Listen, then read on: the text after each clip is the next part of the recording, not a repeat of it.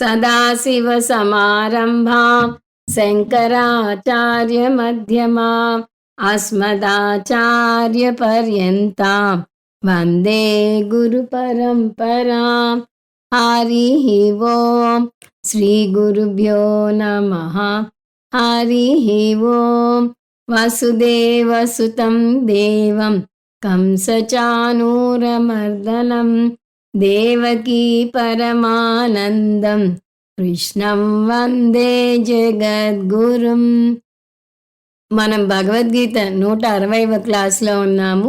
అంతకుముందు క్లాస్లో 14వ అధ్యాయంలో 5వ శ్లోకం వరకు ముగించుకున్నాము. ఇప్పుడు 14వ అధ్యాయంలో 1 నుంచి 10 వరకు శ్లోకాలు చాంట్ చేస్తాను. ఓం శ్రీ పరమాత్మనే నమః. అథ చతుర్దశోऽధ్యాయః గుణత్రయ విభాగయోగః. శ్రీభగవానువాచ పరం భూయ ప్రవక్ష్యామి జ్ఞానానాం జ్ఞానముత్తమం యజ్ఞాత్వా మునయః సర్వే పరాం సిద్ధిమితో గతాః. ఇదం జ్ఞానముపాశ్రిత్య మమ సాధర్మ్యమాగతాః సర్గేపి నోపజాయంతే ప్రళయేన వ్యథంతి చ. మమ యోనిర్మహద్బ్రహ్మ తస్మిన్ గర్భం దదామ్యహం సంభవః సర్వభూతానాం తతో భవతి భారత. సర్వయోనిషు కౌంతేయ మూర్తయః సంభవంతి యాః తాసాం బ్రహ్మ మహద్యోనిః అహం బీజప్రదః. సత్వం రజస్తమ ఇతి గుణా ప్రకృతి సంభవాః నిబధ్నంతి మహాబాహో దేహే దేహినమవ్యయం. తత్ర సత్వం నిర్మలత్వాత్ ప్రకాశకమనామయం. సుఖసంగేన బధ్నాతి జ్ఞానసంగేన చానఘ. రజోరాగాత్మకం విద్ధి తృష్ణాసంగసముద్భవం తన్నిబధ్నాతి కౌంతేయ కర్మసంగేన దేహినం. తమస్త్వజ్ఞానజం విద్ధి మోహనం సర్వదేహినాం ప్రమాదాలస్య నిద్రాభిః తన్నిబధ్నాతి భారత. సత్వం సుఖే సంజయతి రజః కర్మణి భారత. జ్ఞానమావృత్య తు తమః ప్రమాదే సంజయత్యుత. రజస్తమశ్చాభిభూయ సత్వం భవతి భారత. రజసత్వం తమశ్చైవ తమస్సత్వం రజస్తథా. 14వ అధ్యాయాన్ని ప్రధానంగా 4 అంశాలుగా విభజించవచ్చు. అవి 1 ఉపోద్ఘాతం శ్లోకాలు 1 నుంచి 4 వరకు, 2 త్రైగుణ్య విశ్లేషణ శ్లోకాలు 5 నుంచి 18 వరకు, గుణాతీతంగా ఎదగటం శ్లోకాలు 19, 20, 4 గుణాతీత లక్షణం సాధన శ్లోకాలు 21 నుంచి 27 వరకు. మనం మొదటి అంశం ముగించుకుని 2వ అంశంలోకి అడుగు పెట్టాము. మొదటి అంశమైన ఉపోద్ఘాతంలో కృష్ణ పరమాత్మ తను చెప్పబోయే అంశాన్ని గురించి చెప్పాడు. 13, 14, 15 అధ్యాయాలు ప్రత్యేకించి ఆత్మబోధను చెప్తాయని చూశాము. ఆత్మజ్ఞానం మోక్షాన్ని కలగజేస్తుంది కాబట్టి అది గొప్ప జ్ఞానం. ఉపనిషత్తులు లౌకిక విద్యను అపరావిద్య అని, ఆత్మజ్ఞానాన్ని పరావిద్య అని అంటాయి. కృష్ణ పరమాత్మే 9వ అధ్యాయంలో ఈ పరావిద్యని రాజవిద్య, రాజగుహ్యం అన్నాడు. 13వ అధ్యాయంలో ప్రకృతి పురుషుడిగా చెప్పాడు. రాజవిద్య అని ఎందుకన్నాడు? ఈ ఒక్క విద్యే సాధకుని సంసారం నుంచి విముక్తి పొందించి మోక్షాన్ని కలుగజేస్తుంది. తక్కిన లౌకిక విద్యలు ఎన్ని నేర్చుకున్నా కూడా నేర్చుకున్నది చాలా తక్కువ అనే పరిమితి గల భావనను కలుగజేస్తాయి. కానీ రాజవిద్యలో నేను శాశ్వతమైన పూర్ణమైన బ్రహ్మను అని నేర్చుకుంటారు కాబట్టి పూర్ణత్వ భావన ఏర్పడుతుంది. అందువల్ల సాధకుడు జీవించి ఉండగానే అంటే ఇక్కడే ఇప్పుడే మోక్షాన్ని పొందుతాడు. మరణించాక విదేహముక్తి పొందుతాడు. అంటే పునర్జన్మ వృత్తిలో పడి తిరగడు. సర్గేపి నోపజాయంతే ప్రళయేన వ్యతంతి చ అని చూసాం. అంటే ఈ జ్ఞానం పొందిన వారు మళ్ళీ జన్మించరు, మళ్ళీ మరణించరు. ఈ విధంగా తను చెప్పబోయే అంశం ఉత్తమమైన జ్ఞానమని, ఫలం అత్యుత్తమమైన మోక్షమని పరిచయం చేశాక కృష్ణ పరమాత్మ తన బోధకు పునాది రాయి కింద సృష్టి ప్రక్రియను టూకీగా వివరించాడు. అది అక్షరాలా తీసుకుంటే నా పురుష బీజాన్ని నేను మాయలో ప్రవేశపెట్టాను, ఆ విధంగా ఈ మొత్తం చరాచర జగత్తు అంతా వచ్చింది అన్నాడు. అంటే ప్రకృతి జడం, పురుషుడు చేతనం, ఈ రెండింటి మేలు కలయిక వల్ల జగత్తు వచ్చింది. కాబట్టి అన్నింటిలోనూ ఈ రెండింటి గుణాలు ఉంటాయి. ప్రకృతి త్రైగుణ్యం అయితే పురుషుడు నిర్గుణం. మనం క్షేత్రజ్ఞుడుగా చూసినప్పుడు మనం క్షేత్రంతో మమేకం చెంది మనమే క్షేత్రజ్ఞులం అనే విషయం తెలుసుకోక సంసారంలో పడి కొట్టుమిట్టాడుతున్నామని అక్కడ నేర్చుకున్నాం. అలాగే ప్రకృతి పురుషుడు గురించి చెప్పినప్పుడు ప్రకృతితో మమేకం చెంది పురుషుడి గురించి తెలుసుకోవట్లేదు, నేనే ఆ పురుషుణ్ణి అని అసలే తెలుసుకోవడం లేదు, అందువల్ల సంసారంలో పడుతున్నాము. ఈ జ్ఞానం స్పష్టంగా పొందితే పునర్జన్మ ఉండదు అని అక్కడ చెప్పాడు. ఇక్కడ గుణత్రయం, గుణాతీతం అంశాల ద్వారా చెప్పబోతున్నాడు. గుణత్రయం ప్రకృతి లక్షణం, గుణాతీతం పురుషుని లక్షణం. మనం గుణత్రయంలో మమేకం చెందుతున్నాము. సత్వ రజస్ తమో గుణాలలో ఏదో ఒక గుణంలో తిరుగుతున్నాం. ఏదో ఒక గుణాన్ని పెంచి పోషించుకుని ఆ చక్రంలో పడి నలిగిపోతున్నాం. కానీ మనం ఈ 3 గుణాలు వాటికి అతీతంగా ఎదిగి నిర్గుణ బ్రహ్మ అవ్వాలి అనేది ఈ అధ్యాయం సారాంశం. ముందు మనం గుణాతీతంగా ఎదగాలి అంటే ఆ గుణాలు ఏమిటి, వాటి లక్షణం ఏమిటి, అవి ఎలా బంధిస్తాయి వంటి విషయాలు మనం తెలుసుకోవాలి. అందువల్ల ఈ 3 గుణాల గురించి కృష్ణ పరమాత్మ 5 అంశాలు చర్చించాడు. అవి మళ్ళీ ఒకసారి టూకీగా చూసి ముందుకు వెళ్దాము. మొదటిది లక్షణం. లక్షణం అంటే నిర్వచనం. సత్వగుణం ఉన్న వ్యక్తి జ్ఞాన ప్రధానంగా ఉంటాడు. అదే రజోగుణం ఉన్న వ్యక్తి కర్మ ప్రధానంగా ఉంటాడు. అదే తమోగుణం ఉన్న వ్యక్తి తమోగుణ ప్రధానంగా ఉంటాడు. రెండవది లింగం. లింగం అంటే ఏ వ్యక్తిలో ఏ గుణం ఎక్కువగా ఉందో తెలుసుకునే మార్గాన్ని లింగం అంటారు. సత్వగుణం ఎక్కువగా ఉన్న వ్యక్తి అంతర్ముఖుడు అవుతాడు. ఎందుకంటే అతనికి జ్ఞానం పెంపొందించుకోవాలనే తపన ఉంటుంది. జ్ఞానం పొందాలి, ఆ జ్ఞానాన్ని పదే పదే నెమరు వేసుకోవాలి, దాని గురించి ఆలోచించాలి, తార్కికంగా విచారణ చేయాలి అనుకుంటూ ఉంటాడు. అందువల్ల అతను నివృత్తి ప్రధానంగా ఉంటాడు. సో జ్ఞాన వృద్ధి ఇతని లక్షణం. అలాగే రజోగుణం ఉన్న వ్యక్తిది తీసుకుంటే అతను కర్మ వృద్ధి ప్రధానంగా ఉన్న వ్యక్తిగా ఉంటాడు. అతను క్షణం ఖాళీగా కూర్చోలేడు, ఎప్పుడు ఏదో పని చేస్తూనే ఉంటాడు. అంతేకాదు అతను నిశ్శబ్దాన్ని భరించలేడు, ఏదో ఒక రణగుణ ధ్వని ఉండాలి. తర్వాత తమో గుణం ప్రధానంగా ఉన్న వ్యక్తిలో ఈ 2 ఉండవు. నేర్చుకోవాలనే తపన ఉండదు, ఏదో చేసేయాలనే అభిలాష ఉండదు. నిస్సత్తుగా, నీరసంగా, బద్ధకంగా ఉంటాడు. ఇతంది ప్రమాద వృత్తి అంటాం. 3వ అంశం బంధన ప్రకార. బంధన అంటే బంధకత్వం, ప్రకార అంటే పద్ధతి.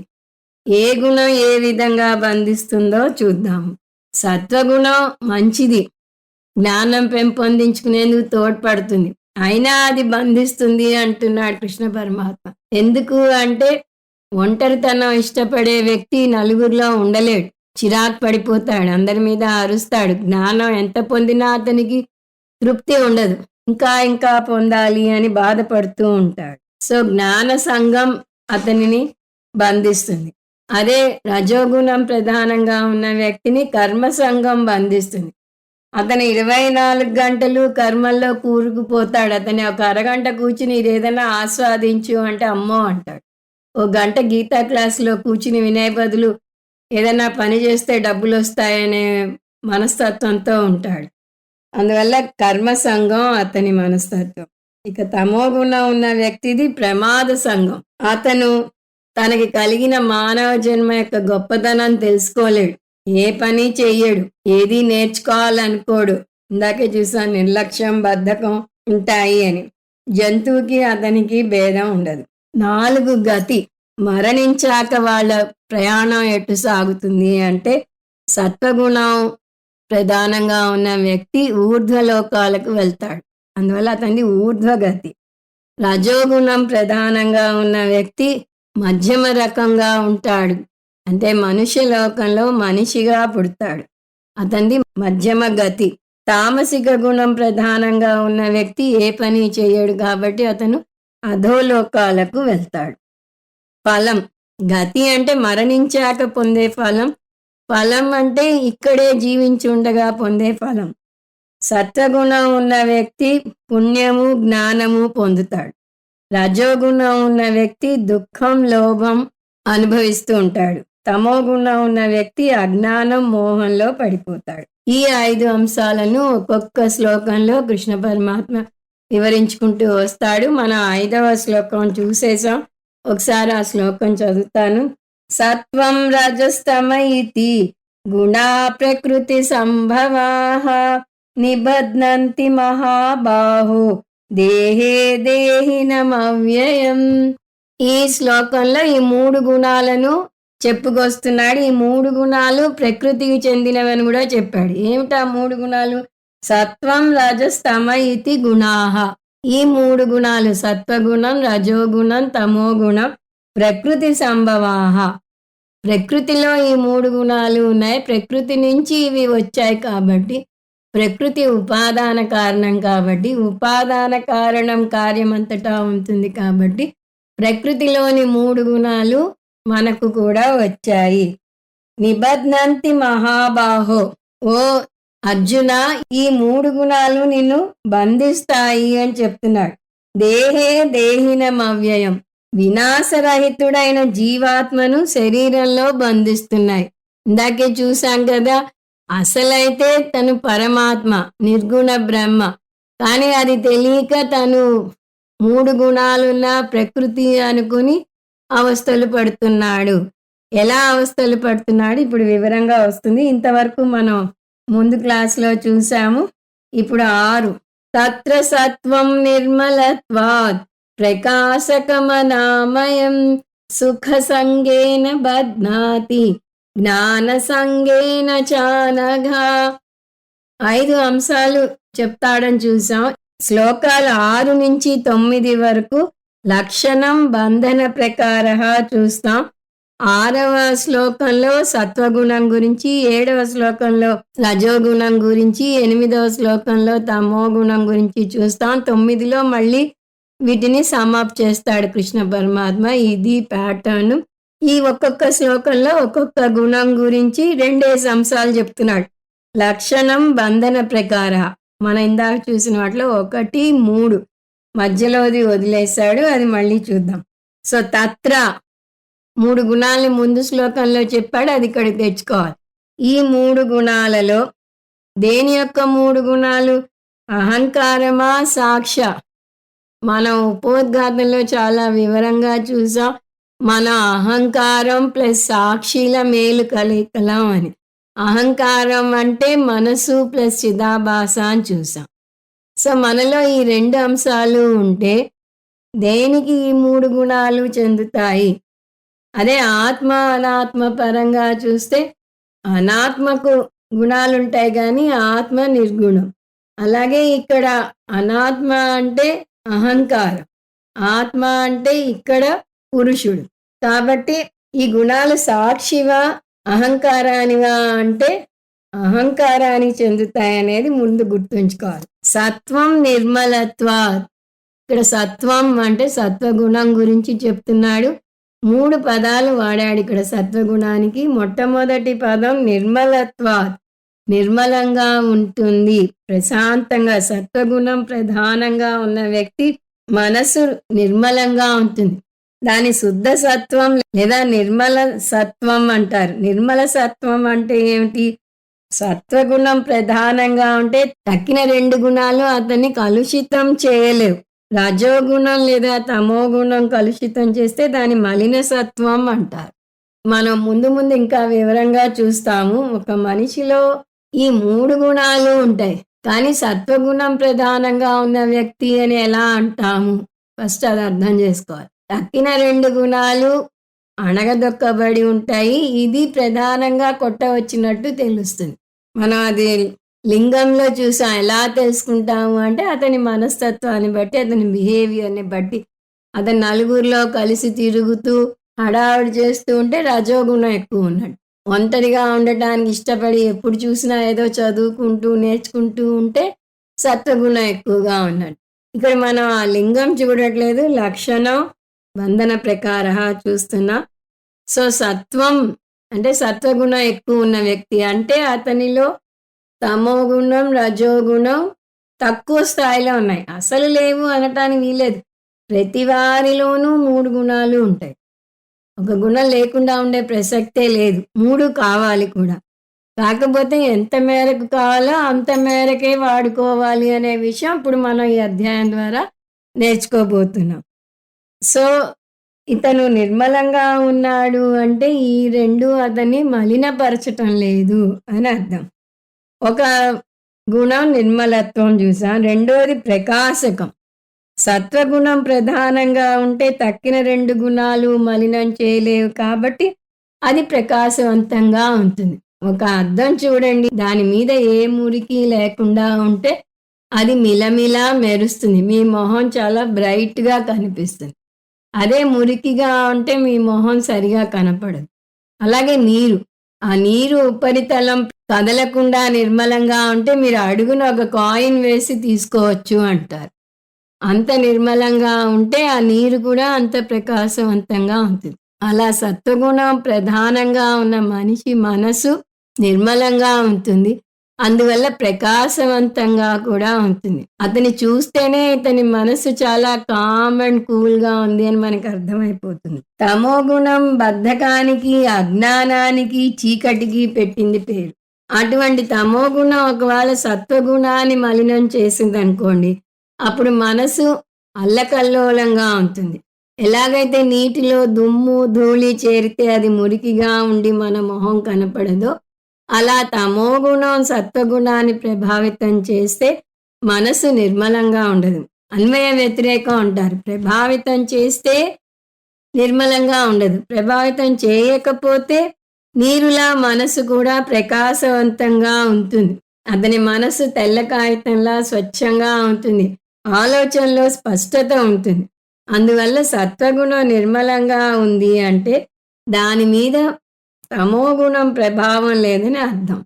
అందువల్ల అది ప్రకాశాత్మకం. అతను స్పష్టంగా ఆలోచించగలడు. అందువల్లనే ఇంగ్లీష్‌లో he is a bright boy అంటారు. బ్రైట్ అంటే ఆలోచనలో స్పష్టత ఉంది అని అర్థం. అదే రజోగుణం ప్రధానంగా ఉంటే అతని పరిస్థితి ఎలా ఉంటుంది? రజోగుణం ప్రధానంగా ఉన్న వ్యక్తి ఒక్క క్షణం కుదురుగా కూర్చోవడం చూసాం. అతను ఎంతసేపు పని పని పని అంటూ పనిలో కూరుకుపోతాడు. వర్కహాలిక్ అంటాం ఇలాంటి వాళ్ళని. అందువల్ల అతని మనసు కూడా ప్రశాంతంగా ఉండదు. కుదురుగా ఒకవైపు చూడడు. ఇటు అటు ఇటు అటు చూస్తుంటాడు. దొంగ కోళ్ళు పట్టే మొహం అంటాం కొంతమందిని. అలా హడావిడిగా దిక్కులు చూస్తూ ఉంటాడు. అతని మనసు ఎంతసేపు బాహ్యముఖంగా పరుగులు తీస్తూ అసహనంగా ఊగిసలాడుతూ ఉంటుంది. అనామయం. ఇటువంటి రజోగుణం ప్రభావం చూపకపోతే అప్పుడు ఆ సత్వగుణం అనామయంగా ఉంటుంది. ప్రకాశాత్మకం అంటే తమోగుణ ప్రభావం లేకపోవటం. అనామయం అంటే రజోగుణ ప్రభావం లేకపోవటం. అనామయం అంటే ఆందోళన లేదు, ఒత్తిడి లేదు, అసహనంగా లేదు అని అర్థం. రజోగుణం కలుషితం చేస్తే మనసు ప్రశాంతంగా ఉండలేదు, కానీ సత్వగుణం ప్రధానంగా ఉంటే మనసు ప్రశాంతంగా ఉంటుంది. అంటే ప్రశాంతంగా, నిర్మలంగా, స్పష్టంగా ఉంటుంది. ఇటువంటి ప్రకాశాత్మక మనసుకు జ్ఞానం పొందగలిగే శక్తి ఉంటుంది. ఉదాహరణకు మీరు గీతా క్లాసుకి వచ్చి కూర్చునే ముందే ఎవరితోనో పోట్లాడి మనసు కలత చెందింది అనుకోండి, అక్కడ ఎంత అద్భుతమైన విషయాలు చెప్తున్నా కూడా మీరు దాన్ని వినలేరు. ఎందుకంటే మీ మనసు రిసీవ్ చేసుకునే పరిస్థితిలో లేదు. అందువల్ల సత్వగుణం ఉండాలి. ఇలాంటి ప్రసంగాలు వినాలంటే. అప్పుడు ఆ జ్ఞానాన్ని పొందగలిగే శక్తి ఉంటుంది. పొందిన జ్ఞానాన్ని విశ్లేషించే శక్తి గూడా ఉంటుంది. పొందిన జ్ఞానాన్ని మననం చేసుకునే శక్తి ఉంటుంది. పొందిన జ్ఞానాన్ని జీర్ణించుకునే శక్తి ఉంటుంది. సో, సత్వగుణం లక్షణం ఏమిటి అని ఒక ముక్కలో అడిగితే ప్రకాశాత్మకం. తక్కిన 2 దీని అలైడ్ లక్షణాలు. అందువల్ల ప్రకాశాత్మకం ఒకటి తీసుకుంటే చాలు. మనసు ప్రకాశవంతంగా ఉంటుంది. ఇంత అద్భుతంగా పనిచేస్తే సత్వగుణం బంధకత్వాన్ని పెంచుతుంది అని ఎలా అంటారు? సత్వగుణం ఎలా బంధిస్తుంది? దానికి కూడా ఇక్కడ జవాబు చూడబోతున్నాం. సుఖ సంగేన బధ్నాతి. సత్వగుణం ప్రధానంగా ఉన్న వ్యక్తి ఏకాంతాన్ని కోరుకుంటాడు. అది కావాల్సినప్పుడల్లా దొరకదు. అది దొరక్కపోతే బాధపడతాడు అంటున్నారు కృష్ణ పరమాత్మ. సత్వగుణ ప్రధాన మనసు ఎంతసేపు ప్రశాంతతను కోరుకుంటుంది, ఏకాంతాన్ని కోరుకుంటుంది, శబ్ద కాలుష్యం నుంచి దూరంగా ఉండాలని కోరుకుంటుంది. ఏకాంతం కోరుకోవడంలో తప్పే ఉంది? ఎవరన్నా ఏకాంతంగా ఉండాలని కృష్ణ పరమాత్మే చెప్పాడు కదా అనిపించవచ్చు మీరు. కానీ ఆ ఏకాంతం కుదరకపోతే అల్లాడిపోతాడు. అలా అల్లాడిపోకూడదు. అది ఇక్కడ మనం చెప్పే అంశం.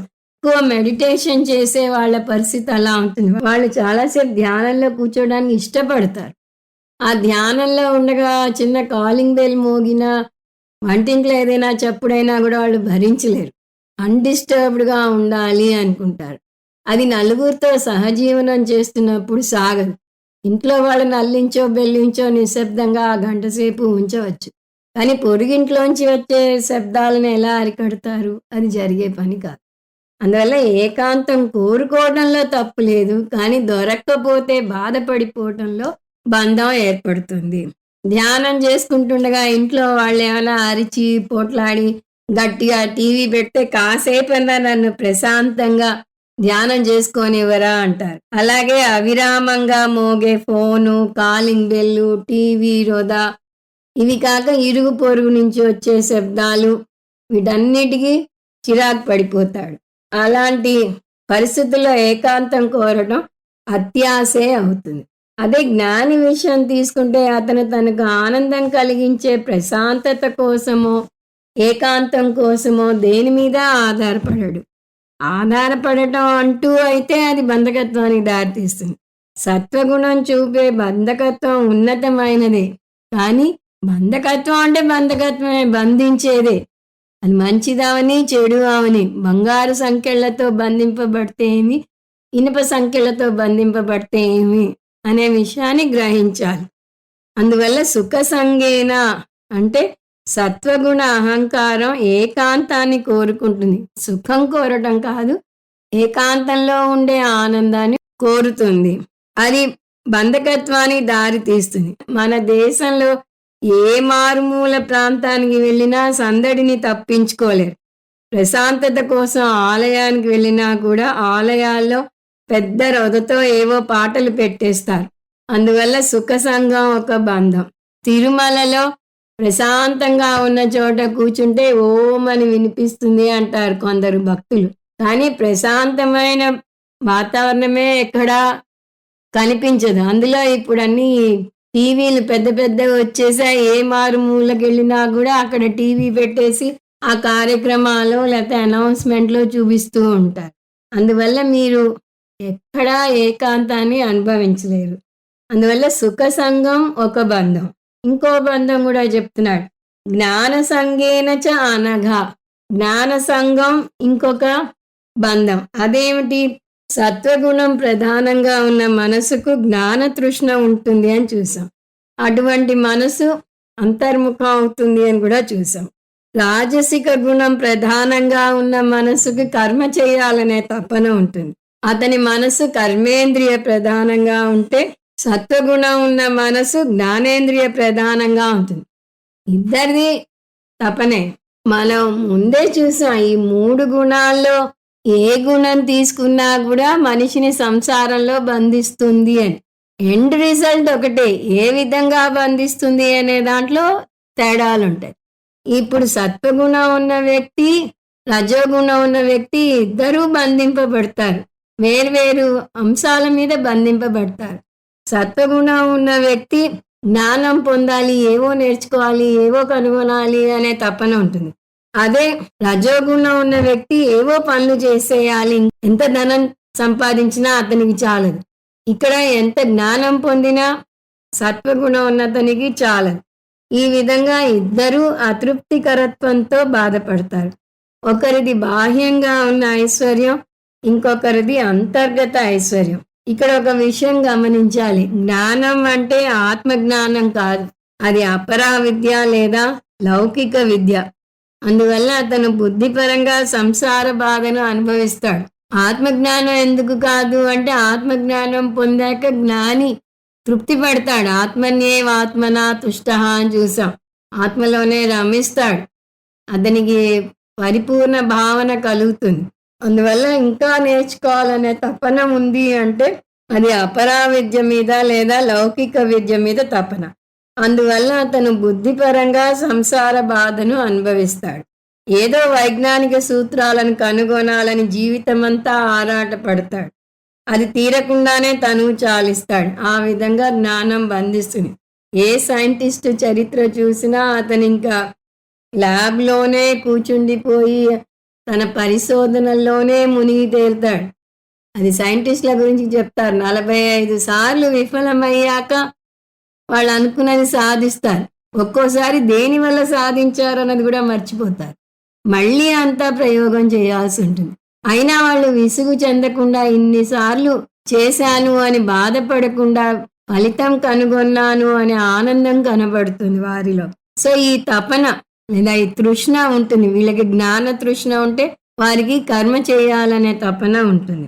అనఘా, కృష్ణ పరమాత్మ ఇక్కడ కొత్తగా అనఘా పదం వేశాడు అర్జునుడికి. ఎందుకంటే ఈ 3 గుణాల్లో నీలో ఏ గుణం ఎక్కువ ఉంది అని నీకు వెంటనే అనుమానం రావచ్చు. నీకు అనుమానం అవసరం లేదు, నీకు సత్వగుణం ఎక్కువగా ఉంది అని చెప్పకనే చెప్తున్నాడు. నీకు శుద్ధ అంతఃకరణ ఉంది అంటున్నాడు. ఎలా చెప్పగలడు అంటే జ్ఞానం కోరాడు కదా అర్జునుడు. నాకు శ్రేయస్కరమైనది ఏమిటో నువ్వు తేల్చి చెప్పు అన్నాడు. శిష్యస్తేహం సాధిమాం త్వాం ప్రపన్నం. నేను నీ శిష్యుణ్ణి, నాకు నువ్వు జ్ఞానబోధ చెయ్యి అని అడిగాడు. అది ఒక్క సత్వగుణం ఉన్న వ్యక్తే అడగగలడు. సో ఇతనికి సత్వగుణం ఉంది అని కృష్ణ పరమాత్మ పరోక్షంగా చెప్పాడు. ఈ శ్లోకంలో సత్వగుణం గురించి చూసాం. మొదటి పాదంలో సత్వ లక్షణము, రెండవ పాదంలో బంధన ప్రకారము ఇవ్వబడ్డాయి. లక్షణం 3 పదాలు వాడాడు కృష్ణ పరమాత్మ. అవి నిర్మలత్వాత్, ప్రకాశకం, అనామయం. మనం ప్రకాశాత్మకం తీసుకున్నాము. సో లక్షణం ప్రకాశాత్మకం, మనసు ప్రకాశవంతంగా ఉంటుంది. బంధన ప్రకార ఎలా బంధిస్తుంది అంటే జ్ఞాన సంఘం, జ్ఞాన తృష్ణ ఉంటుంది. ఎంత నేర్చుకున్నా చాలదు. ఇప్పుడు 7వ శ్లోకం, ఇది రజోగుణం గురించి. ఇంచుమించుగా అన్ని ఇతనికి భిన్నంగా వస్తాయి రజోగుణ లక్షణాలు. ముందు ఆ శ్లోకం చూద్దాం. రజోరాగాత్మకం విద్ధి తృష్ణా సంగ సముద్భవం తన్నిబధ్నాతి కౌంతేయ కర్మ సంగేన దేహినం. విద్ధి అంటే తెలుసుకో. ఏమని తెలుసుకోవాలి? రజో రాగాత్మకం, రజోగుణం రాగాత్మకంగా ఉంది అని. ముందుగా ఈ శ్లోకంలో మనం చూడబోయే 2 అంశాలు రజోగుణం యొక్క లక్షణం, రజోగుణం యొక్క బంధన ప్రకారం. సో రజో రాగాత్మకం విద్ధి అంటే రజోగుణంలో భావోద్రేకాలు, అనుబంధాలు ఎక్కువగా ఉంటాయి. రాజసిక గుణం ఉన్న వ్యక్తి ఎంతకీ బహిర్ముఖంగా ఉంటాడని చూసాం. అంటే తన చుట్టూ ఉన్న పరిసరాలతో, మనుషులతో అనుబంధాన్ని పెంచుకుంటాడు. అదే సత్వగుణం ఉన్న వ్యక్తి మనుషులకి దూరంగా వెళదామని చూస్తాడు, ఒంటరితనం కోరుకుంటాడు. సత్వగుణం నివృత్తి ప్రధానంగా ఉంటే రజోగుణం ప్రవృత్తి ప్రధానంగా ఉంటుంది. సత్వగుణం ఏకాంతాన్ని కోరుకుంటే రజోగుణం సందడిని కోరుకుంటుంది. రజోగుణం ఉన్న వ్యక్తి నలుగురితోనూ కలివిడిగా ఉంటాడు. అతన్ని తీసుకెళ్లి ఏదైనా గదిలో బంధిస్తే అతను ఆ ఒంటరితనం, ఆ నిశ్శబ్దాన్ని భరించలేక ఆ గది తలుపులను బద్దలు కొట్టి అయినా బయటికి వచ్చినా ఆశ్చర్యపోనవసరం లేదు. అంతలా అతని చుట్టూ రణగుణ ధ్వని, మనుషులు, సందడి కావాలి. అదే సత్వగుణం ఉన్న వ్యక్తిని మీరు ఒంటరిగా గదిలో బంధించి చూడండి. అతను ఆ గదిలో ఉన్నట్టు గూడా మీకు తెలీదు. ఏ విధమైన శబ్దాలు బయటికి రావు. హమ్మయ్య! హాయిగా ఉంది అనుకుంటాడు. రాగాత్మకంలో రాగం అంటే అనుబంధం, అనురాగం, బంధం. మనుషులకు ఖర్చుకుపోతారు. రజోగుణం ఉన్న వారిని గమనిస్తే ఒక విశాలమైన గదిలో అన్ని కుర్చీలు ఖాళీగా ఉన్నా కూడా ఎవరో ఒకళ్ళు ఉన్న వారి దగ్గరికెళ్ళి వారి దగ్గరగా ఆనుకుని కూర్చుంటారు. అంటే వాళ్ళకి మనుషులు కావాలి. ఒంటరితనాన్ని ఇష్టపడరు. పడుకునేటప్పుడు కూడా పక్కన ఎవరైనా ఉండాలి. వారి మీద కాలో చెయ్యో వేసి పడుకుంటారు. ఒంటరిగా పడుకోవాల్సి వస్తే ఓ పెద్ద టెడ్డీ బేర్‌నో, దిండునో ఏదో పెట్టుకుని పడుకుంటారు ఇలాంటి వారు. ఈ 2 రకాల మనస్తత్వాల్లో ఏది మంచిది, ఏది చెడ్డది అని మనం చర్చించబోవటం లేదు. ఎందుకంటే ఈ 2 వినంగానే అయితే నేను రజోగుణం పెంపొందించుకోవాలా, సత్వగుణం పెంపొందించుకోవాలా అనే అనుమానం రావచ్చు. ముందే చూసాం 3 గుణాలు ప్రతి వారిలోనూ ఉంటాయి. 3 గుణాలు అవసరమే కూడా. కానీ ఏది ఎంతలో ఉండాలో అంత మేరకు ఉండాలి. వీటి నుంచి మనం గుణాతీతంగా ఎదగాలి అనే అంశం ఇక్కడ చూసుకుంటూ వస్తున్నాం. సో ఏదెక్కువ అంటే నిజం చెప్పాలంటే మోక్షం పొందాలంటే ఈ 2 గుణాలు ఉండి తీరాలి. ఎందుకంటే కర్మయోగం పాటించి చిత్తశుద్ధి పొంది జ్ఞానయోగానికి వచ్చి జ్ఞానం పొందాలి అని చూస్తూ ఉంటాం. కర్మయోగం పాటించాలి అంటే రజోగుణం ఉండాలి. పంచమహాయజ్ఞాలు చేయాలంటే కర్మలు చేయాలి. కర్మలు చేయాలంటే రజోగుణం ఉండాలి. అదే వేదాంతం అధ్యయనం చేయాలి, శ్రవణ మనన నిధిధ్యాసలు చేయాలంటే సత్వగుణం ఉండాలి. అందువల్ల ఒక గుణం మంచిది, ఇంకొక గుణం చెడ్డది అని కొట్టిపారేయలేం. దేని స్థానం, దేని ప్రాముఖ్యత దానికే ఉంది. మనం చేయాల్సిన సాధనలను చూస్తే ఒక్కో దశలో ఒక్కో గుణం అవసరం ఉంటుంది. అందువల్ల రజోగుణం రాగాత్మకం అంటున్నాడు కృష్ణ పరమాత్మ. అంటే అనుబంధాలను, ఆప్యాయతలను, మనుషులను కోరుతుంది అని. తృష్ణా సంగ సముద్భవం. తృష్ణ అంటే కోరిక, కామం, బాహ్య వస్తువుల మీద కోరిక, అనేక వస్తువుల మీద కోరిక, అనేకమైన మనుషులతో అనుబంధం పెంచుకోవాలి అనే కోరిక రజోగుణం ఉన్న వారికి ఎక్కువగా ఉంటుంది. అతను బహిర్ముఖంగా ఉంటాడని చూసాం. ఎంతసేపు బాహ్య ప్రపంచం వైపే పరుగులు తీస్తూ ఉంటాడు. కాబట్టి అతను ఉల్లాసంతో చిందులు వేస్తూ ఉంటాడు. ఒక్క క్షణం ఖాళీగా ఉండకుండా ఎప్పుడూ నవ్వుతూ చిందులు వేస్తూ ఉన్న వ్యక్తిని చూస్తే ఇతను రజోగుణం ప్రధానంగా ఉన్న వ్యక్తి అని చెప్పవచ్చు. అతని జీవితం మీద ఎన్నో ఆశలు, కోరికలు ఉంటాయి. ఎంతసేపు ఏదో లక్ష్యం పొందాలి అనే తపన ఉంటుంది. ఈ తపనను 2 రకాలుగా విభజించవచ్చు. అతను వర్కహాలిక్ లా పని చేస్తాడు, కానీ ఈ పనిలో 2 కోణాలు ఉంటాయి. తన స్వార్థం కోసం నిరంతరం పనిచేసే వాళ్ళు కొంతమంది ఉంటే, లోక శ్రేయస్సు కోసం చేసేవాళ్ళు మరి కొంతమంది ఉంటారు. అంటే సకామ కర్మ గాని, నిష్కామ కర్మ గాని అవుతుంది. సకామ కర్మ అంటే తన స్వార్థం కోసం ఏవో కోరికలు కోరుతూ చేసే కర్మలు. అదే నిష్కామ కర్మ అంటే తన స్వార్థం కాకుండా ఎదుటి వారికి సహాయం చేస్తాడు. చిన్నప్పుడు చందమామ కథల్లో పరోపకారి పాపన్న కథ తప్పనిసరిగా ఉండేది. అతను చాలా చక్కగా ఎదుటి వారికి వెళ్ళి సేవ చేస్తూ ఉంటాడు. అలా చాలా మంది రజోగుణం ఉన్నవారు చేస్తూ ఉంటారు. సో ఇతని మనస్తత్వం ఎలా ఉంటుంది అంటే తను కోరిన వస్తువులు పొందాక వాటి మీద సంగత్వం పెంచుకుంటాడు. ఎప్పుడో 10వ తరగతిలో పరీక్ష రాయడానికి వాడిన పెన్నును కూడా భద్రంగా దాచుకుంటాడు. కొంతమంది ఇళ్లలో చూస్తే ఒక పాత రేకు పెట్టె ఉంటుంది. ఆ పెట్టె తెరిచి చూస్తే ఇలాంటివన్నీ ఉంటాయి. చిన్నప్పుడు వాడిన వస్తువులు. ఆ పెన్ను ఏమిటి? Ink pen. ఈ రోజుల్లో ఆ ఇంకు పెన్నుని మనం వాడలేం. అదేదో మ్యూజియంలో పెట్టాల్సిన పెన్ను. అలాంటిది దాచుకుంటారు. అది కాక ఇంకా ఎన్నో వాళ్ళు చిన్నప్పుడు వేసుకుని పొట్టైపోయిన గౌను. ఇప్పుడు తల్లులైతే ఇంకా చాలా క్రేజీ ఐడియాస్ చూపిస్తూ ఉంటారు. వాళ్ళ పాప మొట్టమొదటి అడుగు వేసినప్పుడు ఒక పేపర్ మీద అడుగు వేయించి ఆ ముద్రని ఫ్రేమ్ కట్టించి దాచుకుంది. అలా ఆలోచనలకి అంతు లేదు. అంటే ఆ బంధాలకి అంతు లేదు. అందువల్ల ఇతను పరిగ్రహ ప్రధానం అవుతాడు. పరిగ్రహం అంటే వస్తువులను దాచుకోవటం. ఎప్పటివో వస్తువులు దాచుకుంటాడు. కనపడ్డ ప్రతిదీ కొంటాడు. కొంతమంది ఇల్లు అయితే చెప్పాను కదా, ఒక మ్యూజియంలా ఉంటుంది. పాత వస్తువుల మ్యూజియము ఉంటుంది. ఏ ఊరెళ్తే ఆ ఊరు నుంచి ఒక అందమైన వస్తువు తెచ్చుకుని ఇల్లుని ఒక మ్యూజియంలా పెడతారు వాళ్ళు. సత్వగుణం ప్రధానం ఉన్న వ్యక్తి అపరిగ్రహ ప్రధానం అవుతాడు. అంటే తన దగ్గరున్న వస్తువులను వదుల్చుకోవాలని చూస్తాడు. స్వామీజీ చెప్తుంటారు, 6 నెలలుగా మీరు ఒక వస్తువుని వాడకపోతే దాన్ని దానం చేసేయాలి. అది పనికొచ్చే వ్యక్తికి ఇవ్వాలి అంటారు. కానీ కొంతమంది ఖాళీ అగ్గిపెట్టెలను కూడా పారేయరు. మనవడు పుడితే వాడుకుంటారు అంటారు.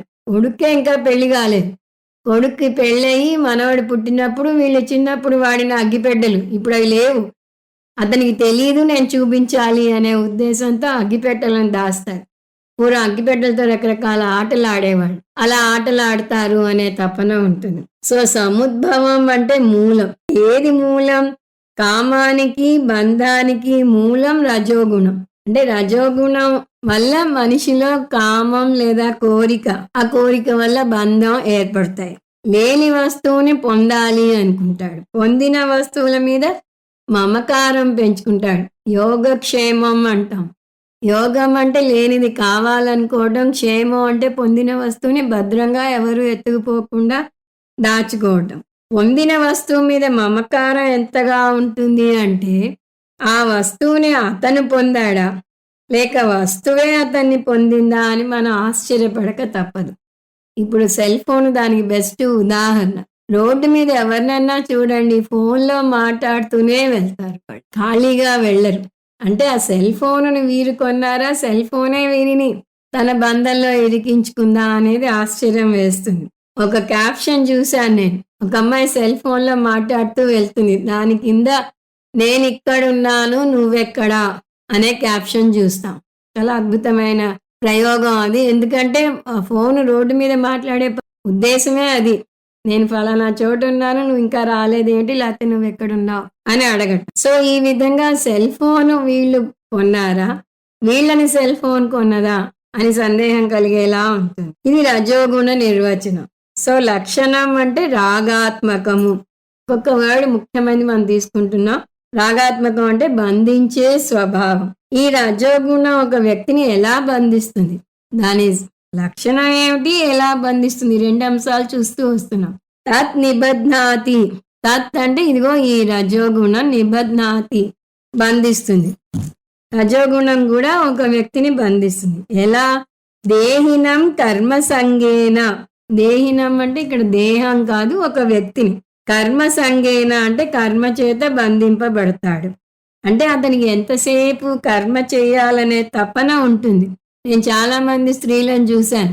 వారి ఇంటికి వెళ్ళినప్పుడు కూర్చుని వాళ్ళతో మాట్లాడుతుంటే వాళ్ళ దృష్టి మన మీద ఉండదు. ఏమిటో ఆలోచిస్తున్నారు అంటే, ఇంకా పనమ్మాయి రాలేదు, అది వచ్చేలోపు ఆ గిన్నెలు తోమేసుకోనా, టైం వేస్ట్ చేసేస్తున్నాను అంటారు. లేదా 3 రోజులు వాన కురిశాక పెళ్ళిన ఎండ కాస్తుంటే, అయ్యో ఎండ వృధా అయిపోతుంది, బట్టలు ఉతికేసి ఆరేస్తాను, లేకపోతే 4 ఒడియాలు చేసి ఎండబెడతాను అంటారు. అంటే వాళ్ళకి ఎండని కూడా వృధా పరచడం ఇష్టం లేదు. వాళ్ళు ఖాళీగా కూర్చోవడం ఇష్టం లేదు. ఆ విధంగా కర్మ చేయాలి అనే తపన వారిలో ఎక్కువైపోతూ ఉంటుంది. కర్మ చేయాలి కదా, ఇందులో తప్పే ఉంది, ప్రతిదీ విమర్శిస్తారేమిటి, ఒంటరితనం కోరితే విమర్శిస్తారు, కర్మ చేయాలంటే విమర్శిస్తారు. అంటే ఏది ఎక్స్ట్రీమ్కి వెళ్ళకూడదు అని మనం అన్నిట్లోనూ చూస్తుంటాం. కృష్ణ పరమాత్మే యుక్తాహార విహారస్య అన్నాడు. నిద్ర, పని, ఆహారం ఈ 3 కూడా ఒక లిమిట్లో చేయాలి, అతిగా చేయకూడదు అని అంటారు. ఒక సినిమా పాట కూడా ఉంది, ఏది మితిమీరి చేయకూడదు అనడానికి. ఆ పాట డోస్ ఎక్కువై దేవదాసు, భక్తి ఎక్కువై రామదాసు ఇద్దరూ జీవితంలో అవస్థపడ్డారు అని వస్తుంది. దీని అర్థం ఇంకా అదే లైఫ్ అండ్ డెత్ క్వశ్చన్ లాగా ఏది చేయకూడదు అని. సో కర్మే చేస్తూ కూర్చోవాలి అని జీవితాంతం అనుకుంటే కర్మ నుంచి జ్ఞానానికి ఎప్పుడు వస్తారు, ఆత్మజ్ఞానం ఎప్పుడు పొందుతారు, మోక్షం ఎప్పుడు పొందుతారు? అది జరిగే పని కాదు. అందువల్ల కర్మయోగం ఒక స్థాయి వరకే అవసరం. కర్మయోగం పాటించి జ్ఞానయోగ్యత ప్రాప్తిని పొంది జ్ఞానయోగానికి రావాలి. మీరు ఒక వయసు వరకు దేశానికి చేయాల్సిన సేవ చేసేశారు, మీ కుటుంబానికి చేయాల్సిన సేవ చేసేశారు. ఇంకా కొంతసేపన్నా మీరు విశ్రాంతి తీసుకుని మీకంటూ ఒక సమయాన్ని ఏర్పరచుకుని ఆత్మజ్ఞానం పొందడానికి రావాలి. చాలామంది ఆడవాళ్ళు ఇంట్లో పనిలో కుదరదండి నాకు, నేను మీ క్లాసులకి రాలేను అంటారు. వారందరికీ నేను చెప్పే మాట ఇదే. రోజంతా మీరు వాళ్ళకి సేవ చేస్తారు, చేయండి, తప్పులేదు. కానీ మీకంటూ కొంత సమయాన్ని కేటాయించుకోవటం నేర్చుకోండి. ఈ గంట నాది. నేను ఈ గంట సేపు భగవద్గీత క్లాసు వింటాను. నన్నెవరూ డిస్టర్బ్ చేయకండి. దాని తర్వాత మీకేం కావాలన్నా చేసి పెడతాను అని మీ గురించి మీరు ఒక సమయాన్ని కేటాయించుకోగలగాలి. మీకు కావాల్సినట్టుగా మీరు స్పెండ్ చేయగలగాలి. అది చెయ్యాలంటే ముందు మీరే కర్మయోగం నుంచి జ్ఞానయోగానికి ఎదగాలి అనే ఆలోచనకి రావాలి. పైగా చాలామంది అంటారు, కుటుంబాన్ని మించిన బాధ్యత ఏముందండి, నేను కుటుంబానికి చేయాల్సిందంతా చేస్తున్నాను, నాకు అదే చాలు, నాకు జ్ఞానయోగం అక్కర్లేదు అంటారు. జ్ఞానయోగం అల్టిమేట్ అని శాస్త్రం చెప్తుంది. కుటుంబాన్ని బాధ్యతగా చూడాలి, వారికి సేవ చేయాలి, అదేమీ కాదనటం లేదు. కానీ 24 గంటలు తన ఇండివిడ్యువాలిటీ పోగొట్టుకుని మరీ చేయనవసరం లేదు అని చెప్తూ ఉంటాం. ఇంతకీ ఇక్కడ విషయం, ఇలా కర్మయోగంలోనే కూరుకుపోతే జ్ఞానయోగానికి రాకుండానే జీవితం అయిపోయే ప్రమాదం ఉంటుంది. అందువల్ల రజోగుణం ఉన్న వ్యక్తిని కర్మ బంధిస్తుంది. సో ఇప్పుడు రజోగుణం గురించి లక్షణం బంధన ప్రకార చూస్తే, లక్షణం రాగాత్మకం, బంధించే స్వభావం. బంధన ప్రకార అంటే కర్మ సంఘం, కర్మ చేయాలనే తపన. ఇప్పుడు 8వ శ్లోకం చూద్దాం.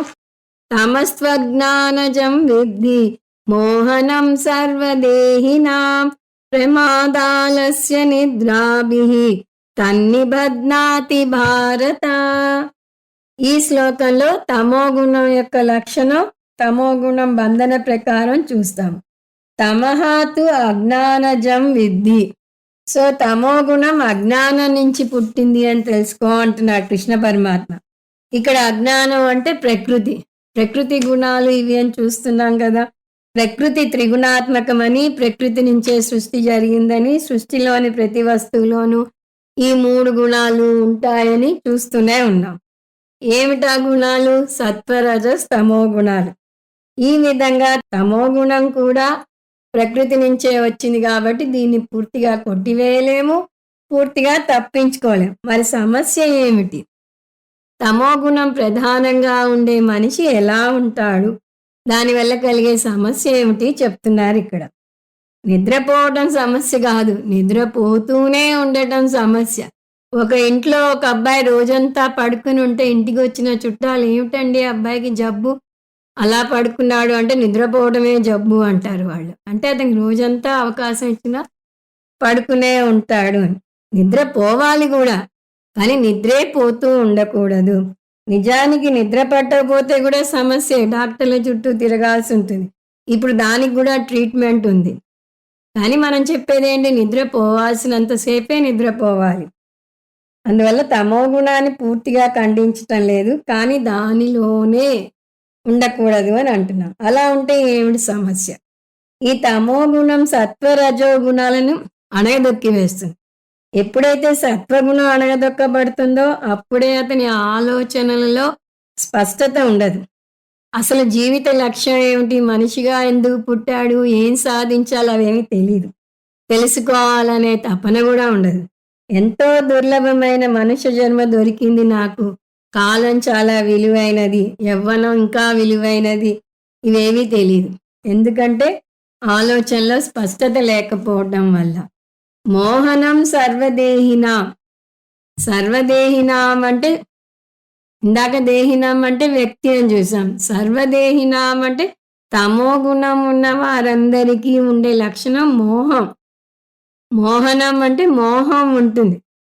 మోహనం అంటే ఇక్కడ మోహన రాగం కాదు, మోహనం అంటే మోహం, స్పష్టమైన ఆలోచన లేకపోవడం. మొదటి అధ్యాయంలో చూసాం, అర్జునునికి మోహం ఆవరించటం వల్ల ధర్మాధర్మ విచక్షణను కోల్పోయాడు. అందువల్ల కృష్ణ పరమాత్మని శరణు వేడాడు. కాబట్టి తమో గుణం ఉంటే బుద్ధి సరిగా పనిచేయదు, సరి అయిన లక్ష్యం ఉండదు, ఉన్న ఏది ముఖ్య లక్షణమో తెలీదు. ఏదో గుడ్డిగా జీవితాన్ని గడిపేస్తాడు. కొంతమందిని అంటారు, లేచామా తిన్నామా పడుకున్నామా అన్నట్టు ఉంటారు వీళ్ళు అని. అలా గడిపేస్తారు వీరి జీవితం. ధనం విలువ తెలీదు, ఆరోగ్యం విలువ తెలీదు, జ్ఞానం గొప్పతనం తెలీదు, వేటి గురించి సరైన అవగాహన ఉండదు. అందువల్ల తమోగుణం నిర్వచనం మోహనాత్మకం. సో లక్షణం చూస్తున్నాం. లక్షణం ఏమిటి? మోహనాత్మకం. అంటే స్పష్టమైన ఆలోచన లేకపోవటం. ఇలాంటి వారు ఏం చేస్తారంటే వారికి తెలీదు, ఇంకోళ్ళు చెప్తే వినరు. ఇలాంటి వారికి తెలీదు, ఇంకొకరు ఎవరైనా సహాయపడడానికి ప్రయత్నించినా అందుకోరు. అందుకోకపోయినా పర్వాలేదు, చెప్పడానికి వచ్చిన వారి బుద్ధి కూడా మార్చేసే ప్రమాదం ఉంటుంది. వారు ఎంత శక్తివంతంగా ఉంటారంటే వారి అయోమయాన్ని సలహా ఇవ్వడానికి వచ్చిన వ్యక్తికి విజయవంతంగా అందజేస్తారు. అందువల్ల అలాంటి వారి విషయంలో మనం ఏమీ చేయలేం. చేతులెత్తి భగవంతుని ప్రార్థించడం తప్ప మన చేతిలో ఏమీ లేదు. మామూలుగా ఈ మోహం చిన్నపిల్లల్లో ఉంటుంది. వారు చదువుని నిర్లక్ష్యం చేస్తారు. కాలేజీకి వచ్చే వరకు పిల్లలు తల్లిదండ్రుల కోసమో టీచర్ల కోసమో చదువుతున్నాం అనుకుంటారు. ఆడుతూ పాడుతూ చదివేస్తారు. ముందు ఆ విషయం మేము ఎక్కిస్తూ ఉంటాం పిల్లలకి. మీరు చదువుకుని వృద్ధిలోకి వచ్చి అమెరికా వెళ్తే మీరు మాకు వెనక్కి వచ్చి డాలర్లు ఏమీ ఇవ్వరు.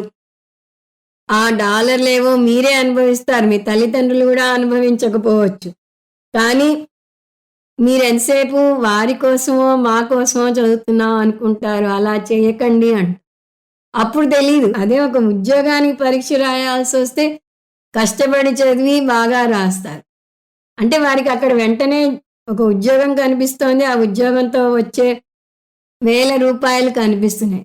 కానీ చదువుకుని పాస్ అయితే కనపడే ఫలం వారికి స్పష్టంగా తెలియటం లేదు. అందువల్ల చిన్నప్పుడు జీవితం గురించి ఒక సరైన అవగాహన ఉండదు.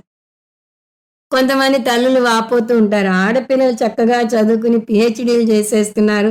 మా అబ్బాయి ఏమో 10వ తరగతి కూడా గట్టెక్కేలా లేడు. ఇలా అయితే అతనికి చదువు అబ్బుతుందా? మంచి ఉద్యోగం వస్తుందా?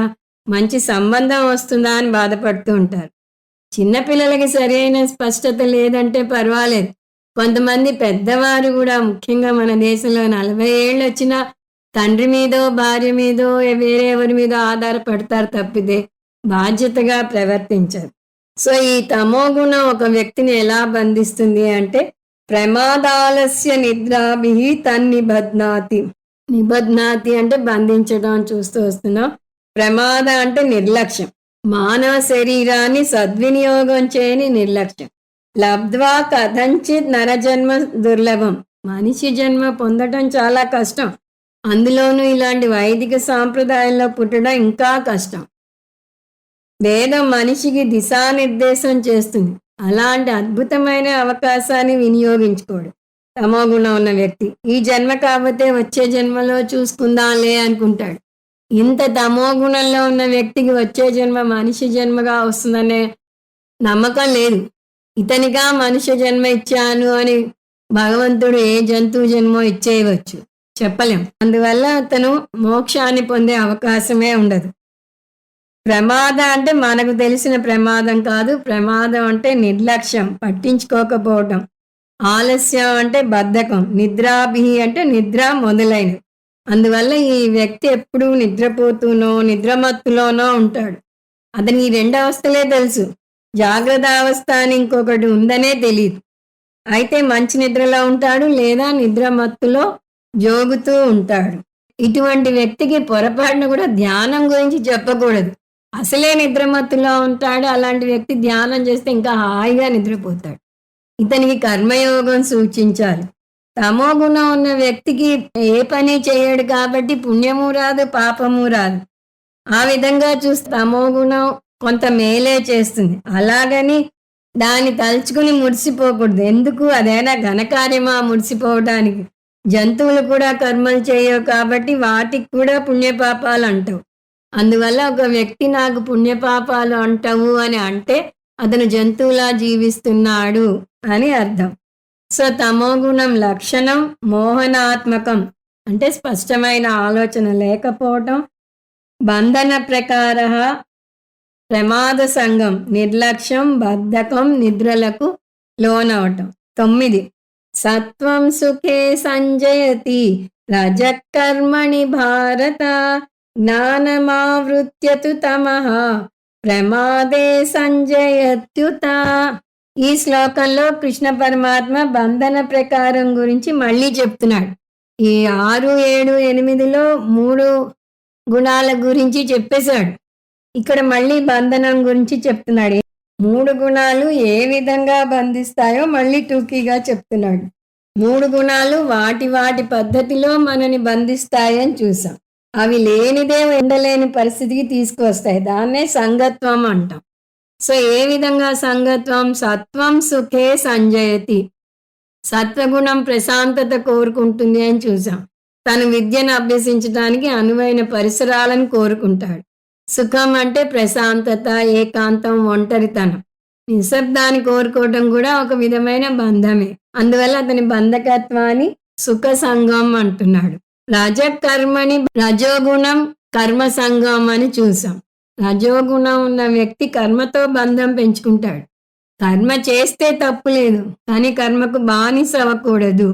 వేదాంతం ఎంత మేరకు వెళ్తుందంటే శాస్త్రంతో బంధం పెంచుకోవటం కూడా బంధకత్వం కిందికే వస్తుంది అంటుంది. అది వినగానే నేను శాస్త్రం నేర్చుకోవటం మానేస్తాను అనేకండి. ఇంకా మీరు శాస్త్రం మీద కానీ గురువు మీద కానీ శ్రద్ధే పూర్తిగా ఏర్పరచుకోలేదు. అలాంటప్పుడు బంధానికి ఆస్కారం ఏది? వేదాంతం అక్కడితో ఆగదు. భగవంతునితో అనుబంధం కూడా బంధకత్వమే అంటుంది. అది ఎందుకో సరిగా అర్థం చేసుకోవాలి. భగవంతునితో బంధకత్వం ఉంటే ఏకరూప భక్తి దగ్గరే ఆగిపోతారు. అక్కడ ఆగకుండా అనేక రూప భక్తికి ఎదిగి అరూప ఈశ్వర భక్తికి రావాలి. ఇప్పుడు మనం అంత దూరం వెళ్ళనవసరం లేదు. ఇక్కడ కృష్ణ పరమాత్మ చెప్తున్నది అర్థం చేసుకుంటే చాలు. కృష్ణ పరమాత్మ ఏమంటున్నాడు? కర్మ చేస్తే తప్పు లేదు, కానీ కర్మకు బానిస అవ్వకండి అంటున్నాడు. తమ ప్రమాదే సంజయుత్యత. తమో గుణం ప్రమాద సంఘం ఏర్పరుస్తుంది అంటున్నాడు. ప్రమాదం అంటే నిర్లక్ష్యం, అశ్రద్ధ అని చూసాం. ఇటువంటి వ్యక్తికి ఏదైనా పని చెప్తే అతను మనస్ఫూర్తిగా చేయడు. అడ్డదిడ్డంగా చేసేస్తాడు, అన్ని కింద పడేస్తాడు, పని చెడగొడతాడు, తప్పులు అనేకం వస్తాయి. వాటిని మనం సరిదిద్దుతూ ఉండాలి, లేదా అతని వెనుక ఉండి మనం కూడా చేస్తూ ఉండాలి. జ్ఞానమావృత్య. అతనిలో స్పష్టమైన ఆలోచన ఉండదు. ఎందుకంటే జ్ఞానాన్ని కప్పివేసింది అతని తమోగుణ. ఆవృత్తి అంటే కప్పివేసింది. అందువల్ల అతను ఏది బాధ్యతగా చేయడు. ఈ విధంగా సత్వగుణం సుఖ సంగత్వం ఏర్పడిస్తే, రజోగుణం కర్మ సంఘం ఏర్పరిస్తే, తమోగుణం ప్రమాద సంఘం ఏర్పరుస్తుంది. ఇది ఈ 3 గుణాల పద్ధతి. ఇప్పుడు 10 చూద్దాం. రజస్తమశ్చాభిభూయ సత్వం భవతి భారత. రజసత్వం తమశ్చైవ తమసత్వం రజస్తథా. ఇప్పుడు కృష్ణ పరమాత్మ విశ్లేషించాల్సిన 3వ అంశం లింగం. కానీ దీన్ని విశ్లేషించే ముందు కృష్ణ పరమాత్మ కొంచెం పక్కకి వెళ్ళి, అంటే అసైడ్ పాయింట్ అంటాం, ఇంకో విషయం గురించి చెప్పబోతున్నాడు. దాన్ని ప్రసంగవశాత్ అంటారు. అంటే ఒక విషయం చెప్తూ ఉండగా దానికి సంబంధించినది ఇంకోటి వస్తుంది. అది చూడటానికి సంబంధం లేనట్టు అనిపిస్తుంది, కానీ దాంతో రిలేటెడ్గానే ఉంటుంది. ఎందుకంటే ఇది చాలా ముఖ్యమైన అంశం. కృష్ణ పరమాత్మ చెప్పాలనుకున్న ముఖ్యమైన అంశం ఏమిటి అంటే, ఈ సృష్టి మొత్తం ప్రకృతి నుంచి వచ్చింది కాబట్టి, ప్రకృతికి 3 గుణాలు ఉన్నాయి కాబట్టి, ఈ 3 గుణాలు జగత్తులోని ప్రతి ఒక్క దానిలోకి వస్తాయి. ఇది మనం ఇంట్రొడక్షన్లో చూసాం. ఇక్కడ ఈ శ్లోకం పరంగా మళ్ళీ చూడబోతున్నాం. అంటే జడ వస్తువు నుంచి అత్యంత గొప్ప మేధావి అయిన మనిషి దాకా అన్నింటిలోనూ అందరిలోనూ ఈ గుణాలు ఉంటాయి. అన్నింటిలోనూ ఈ గుణాలున్నా కూడా ఒకే నిష్పత్తిలో ఉండవు అని చూస్తూనే ఉన్నాం. సృష్టికి ముందు అంటే ప్రళయ అవస్థలో ఈ 3 గుణాలు సమాన నిష్పత్తిలో ఉంటాయి. సాంఖ్య దార్శనికుల పరిభాషలో చెప్పాలి అంటే గుణానాం సామ్య అవస్థ ప్రళయ. ప్రళయం అంటే ఏమిటి అంటే ఈ 3 గుణాలు అన్నిట్లోనూ అందరిలోనూ సమాన స్థాయిలో ఉండటం. మరి ఎప్పుడు హెచ్చు తగ్గులు ఏర్పడ్డాయి అంటే పుట్టాక, అంటే సృష్టి జరిగాక. ఎప్పుడైతే సృష్టి కార్యం మొదలవుతుందో అప్పుడే వాటి నిష్పత్తి మారుతుంది. దాన్ని విషమ అవస్థ అంటాం. అక్కడ సామ్య అవస్థ అంటే ఇక్కడ విషమ అవస్థ. విషం కాదు, దానికి భిన్నంగా ఉన్న అవస్థ. ఒక జడ వస్తువుని తీసుకుంటే అందులో కూడా 3 గుణాలు ఉంటాయి. కానీ అందులో తమో గుణం ఎక్కువగా ఉంటుంది. అందువల్ల ఆ జడ వస్తువుకి నేర్చుకోవాలనే తపన ఉండదు. ఒక గోడకు వేదాంతం నేర్చుకోవాలనే తపన ఉండదు. ఏదో కర్మ చేసేయాలి అనే తపన ఉండదు. అంటే తమో గుణం ఎక్కువగా ఉంటుంది. అదృష్టం గోడకు ఏదైనా కర్మ చేయాలనే తపన ఉంటే సరదాగా అలా సంధ్యా సమయంలో షికారుకు వెళ్ళాలి అనిపిస్తే ఎలా ఉంటుంది? గోడలన్నీ కూడా కదిలిపోతూ ఉంటాయి. అదృష్టం బాగుంటే అది చెయ్యదు. ఎందుకంటే దానికి బద్ధకం, నిర్లక్ష్యం ఉంది. దానికి విద్య మీద గాని, పని మీద గాని శ్రద్ధ లేదు. అంటే గోడలో తమో గుణం ఎక్కువ ఉందని అర్థమవుతుంది. సత్వగుణం, రజోగుణాలు ఉన్నాయి. కానీ అవి సప్రెస్ చేయబడి ఉన్నాయి. ఇప్పుడు వృక్ష సంపదకు వద్దాం. వృక్ష సంపదలో కొంత మేరకు సత్వరజో గుణాలు ఉన్నాయి. చూడటానికి అవి కూడా జడ వస్తువుగా ఉన్నట్టు ఉన్నా వాటిలో సత్వరజో గుణాలు కూడా కొంత మేరకు ఉన్నాయి. అవి వాతావరణంలో మార్పుకు స్పందిస్తాయి. ఓరున గాలి వీస్తుంటే చెట్లు చాలా ఊగిపోతూ ఉంటాయి. అంటే వాటిలో కదలిక అప్పుడు బాగా ఉంది అని. అలాంటి మార్పు జడ వస్తువుల్లో చూడం. అంటే కొంత మేరకు సత్వరజో గుణాలు ఉన్నాయి కానీ చాలా ఎక్కువగా లేవు. అంటే నేర్చుకోవాలనే తపన లేదు. ఒకవేళ వృక్షాల్లో కూడా నేర్చుకునే తపన ఉంటే వాటికి కూడా స్కూళ్ళు, కాలేజీలు ఏర్పాటు చేయాల్సి వచ్చేది. అంతేకాదు వృక్షాల్లో రజోగుణం కూడా తక్కువే ఉంది. అవి ఎదిగేటందుకు తోడ్పడేటంత రజోగుణం ఉంది కానీ కర్మ చేయాలనే తపన ఉండేటంత రజోగుణం లేదు. అలా ఉండుంటే మనం రోడ్డు మీద కారులో హడావిడిగా దూసుకు వెళ్తుంటే రోడ్డు పక్క నుంచి సరదాగా చెట్లు కూడా నడవటం మొదలెడతాయి. మన అదృష్టం వాటికి ఆ శక్తి లేదు. అంటే జడ వస్తువుకి కేవలం తమో గుణం ఎక్కువగా ఉంటే వృక్షాలకు తమో గుణంతో పాటు కొంత మేరకు సత్వరజో గుణాలు కూడా పనిచేస్తాయి. ఇప్పుడు పశు సంపదను చూద్దాం. పశువులకు వృక్షాల కన్నా సత్వరజో గుణాలు మరికొంచెం ఎక్కువగా ఉంటాయి.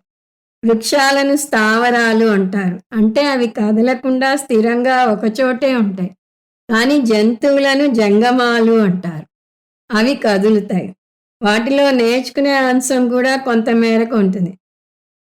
వాటికి కొన్ని విషయాలను నేర్చుకుని అర్థం చేసుకునే సామర్థ్యం ఉంటుంది. అంతేకాదు అవి బాగా తిరుగుతాయి. అందువల్ల వాటిలో రజోగుణం ఎక్కువే ఉంటుంది.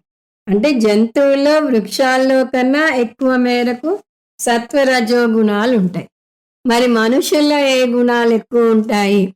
మరి మనుషుల్లో ఏ గుణాలు ఎలా ఉంటాయి? ఇది వచ్చే క్లాస్లో చూద్దాం. ఓం తత్సత్. సర్వం శ్రీకృష్ణార్పణమస్తు. ఓం పూర్ణమద పూర్ణమిదం పూర్ణాత్ పూర్ణముదచ్యతే పూర్ణస్య పూర్ణమాదాయ పూర్ణమేవావశిష్యతే. ఓం శాంతి శాంతి శాంతి. హరి ఓం. శ్రీ గురుభ్యో నమః. హరి ఓం.